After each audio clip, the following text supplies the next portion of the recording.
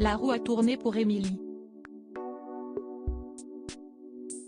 Depuis sa participation à Mariés au premier regard, dans la dernière saison diffusée en début d'année 2022, qui s'est soldée par un divorce avec Frédéric, la jolie brune a retrouvé le sourire. En effet, il y a quelques semaines, elle a annoncé avoir retrouvé l'amour. Il me rend heureuse, avait-elle même partagé à sa communauté Instagram. Mais, pour se préserver elle et son histoire naissante, Émilie expliquait ne pas avoir l'intention de révéler l'identité de son compagnon.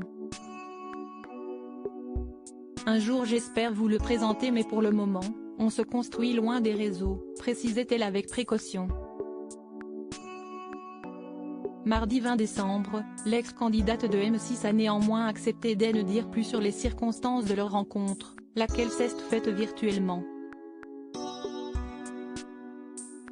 Il m'a contacté après l'émission via Instagram, a-t-elle révélé lors d'un question-réponse sur Instagram.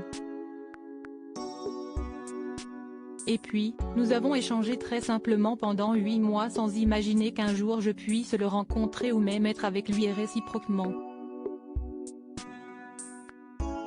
Si est-il vraiment une jolie histoire? Si au départ, une simple amitié est née entre eux, Émilie ne cache pas avoir toujours espéré davantage. Il ne le sait pas mais il était un coup de cœur pour moi. Mais je pensais cette histoire impossible, a-t-elle encore confié. Impossible à tel point que la jeune femme avait même fini par entamer une relation avec un autre pendant un petit moment. Le moment voulu, nous franchirons cette étape mais aujourd'hui, si est-il bien avec ce mystérieux homme qu'elle s'épanouit tranquillement, sans précipitation aucune. Et justement, si est-il dans l'idée de ne brûler aucune étape qu'elle a décidé de ne pas encore lui présenter sa fille Lina, bientôt 2 ans aînée de ses amours passés avec le père qui l'a quittée lorsqu'elle était encore enceinte. Si est-il encore trop tôt? Je souhaite prendre le temps et protéger ma fille. On va attendre pour le moment. Je me débrouille pour passer du temps avec lui, même s'il est rare, pour nous construire.